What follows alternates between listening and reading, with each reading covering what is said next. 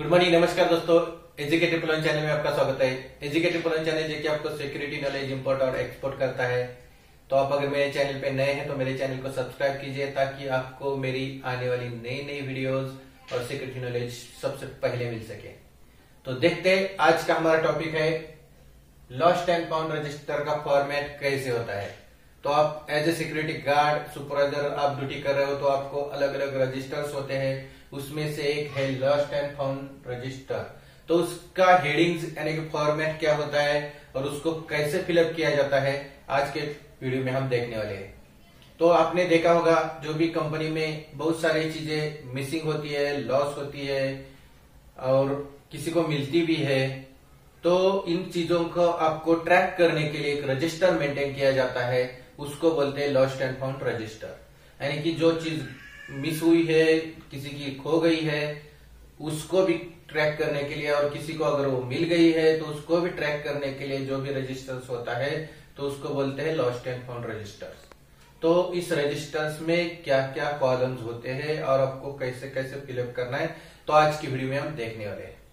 तो फर्स्टली जैसे रजिस्टर आप ओपन करोगे तो फर्स्ट पेज पे आपको पहला जो कॉलम दिखाई देता है उसको होता है सीरियल नंबर। यानी कि फर्स्ट पेज में सीरियल नंबर, यानी कि आप मानो आज फर्स्ट ही आपको लॉस्ट एंड फाउंड में मटेरियल मिला है तो उसको सीरियल नंबर दे दिया 1, यानी कि आज का फर्स्ट एंट्री रहेगा। अब उसके बाद आप डेट देखोगे, जो भी डेट है आपकी 22 अक्टूबर 2023, उसका टाइम कितना है, सुबह के 10 बजे है तो 10 AM लिखिए। अगर आपको रेलवे क्लॉकवाइज लिखना है तो 14, 13 ऐसे आप लिख सकते हो, नहीं तो AM PM आप लिख सकते हो। और ये लॉस्ट एंड फाउंड में ये मटेरियल जब भी डिपॉजिट होता है उसका डेट और टाइम बहुत इंपॉर्टेंट होता है, क्योंकि कौन सी डेट को ये मिसिंग हुआ है आपको पता चलेगा उससे, और कौन से टाइम में किसने डिपॉजिट किया है उससे पता चलेगा। अगर वहां पे सीसीटीवी कवरेज है तो आप उधर देख सकते हो। अगर उस टाइम से मिस हुआ आइटम है तो भी आप देख सकते हो कवरेज में कि किसने उठाया, कैसे किया। तो ये आपको बहुत ही डिपॉजिट किया हुआ आइटम जिस भी रजिस्टर में आता है, अगर किसी को भी मिलता है वो आपके पास डिपॉजिट करने के लिए आता है तो इस रजिस्टर में ऐसे दर्ज करते हुए आपको डेट टाइम लिखना है। उसके बाद में आइटम फाउंडेड, जो भी आइटम फाउंड हुआ है उसका डिस्क्रिप्शन लिखना है।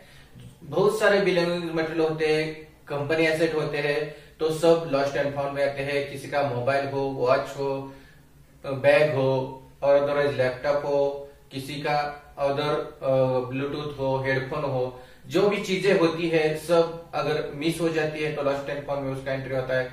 कभी किसी के डेस्क पे से चले जाता है तो कभी किसको मिल जाता है तो सीधा किधर आता है, सिक्योरिटी डेस्क पे आता है और उसका एंट्री उसमें होता है। तो डिस्क्रिप्शन में क्या लिखना है आपको पता होना चाहिए। अगर आपके पास वॉच आती है तो वॉच कौन सी कंपनी की है, कौन सा कलर ब्रांड है उसका, ये सब उसमें लिखना है। अब जो भी लैपटॉप है तो उसका भी कंपनी नेम, सीरियल नंबर, ये सब आपको उसमें मेंटेन करना है। अगर कोई हेडफोन आता है तो हेडफोन कौन सी कंपनी का है, कलर कौन सा, ये भी लिखना है आपको।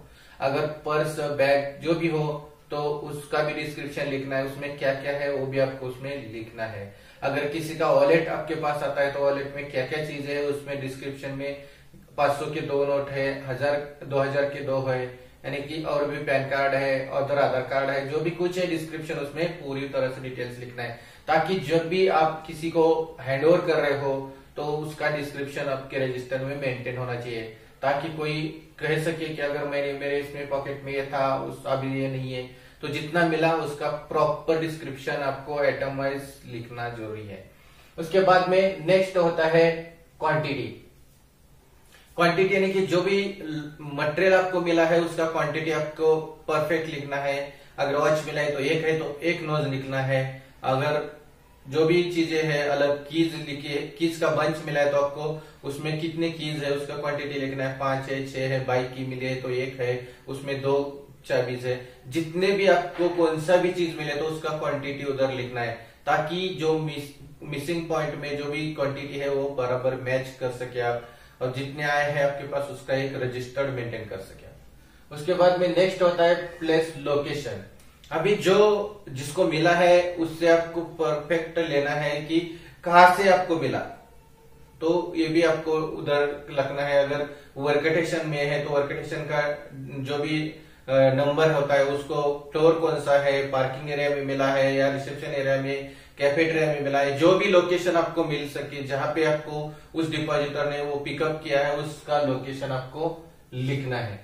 उसके बाद में फाउंडेड बाय, जो भी पर्सन है डिपॉजिट करने के लिए आया है उसका नेम, डिपार्टमेंट और उसका अगर लॉगिन आईडी या तो उसका एम्प्लॉय आईडी नंबर होता है तो वो भी उसको राइट करना है ताकि आपको पता चले कि किसने डिपॉजिट किया है।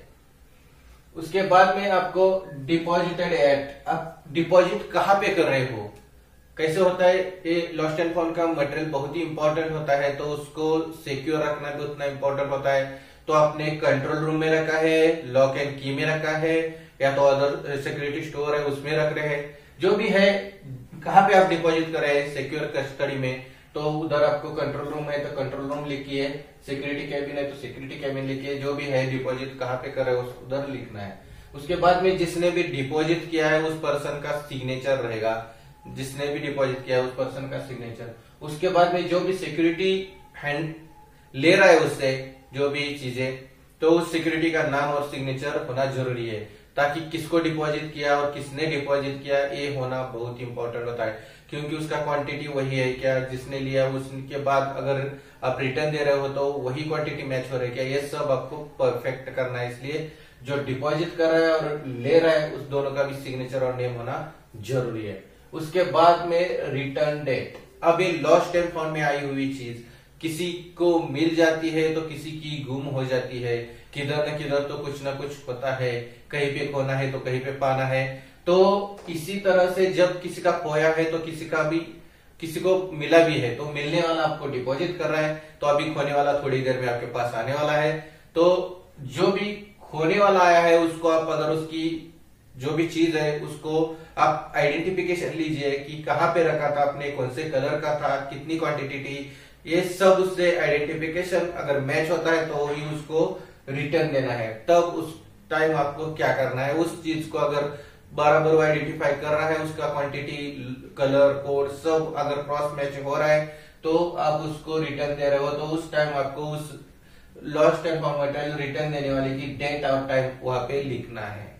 उसके बाद में रिटर्न टू, जो भी एम्प्लॉयज को आप दे रहे हो, जो भी जिसका खोया हुआ आया है तो उसका नाम, डिपार्टमेंट, उसका एम्प्लॉय आईडी, लॉगिन आईडी, जो भी कुछ है आपके लिए, उसका कॉन्टेक्ट नंबर लिख सकते हो। तो ये सब उसमें एम्प्लॉयज का डिटेल्स लिखना है। उसके बाद में उसका डिटेल्स में एम्प्लॉय आईडी, डिपार्टमेंट नेम और कॉन्टेक्ट नंबर लिखना है। उसके बाद में उस एम्प्लॉयज का सिग्नेचर भी लेना है ताकि एज ए प्रूफ आपने उसको हैंड ओवर दिया है तो उसका प्रूफ रह सके कुछ, तो कि जो भी सब्जेक्ट है उसने लिया है और इस पर्सन को मैंने हैंड ओवर दिया है। उसके बाद में जो भी सिक्योरिटी दे रहा है उसका भी सिग्नेचर होना जरूरी है। ये जो भी एडेड पॉइंट दिया है उसका भी सिग्नेचर सिक्योरिटी का होना जरूरी है।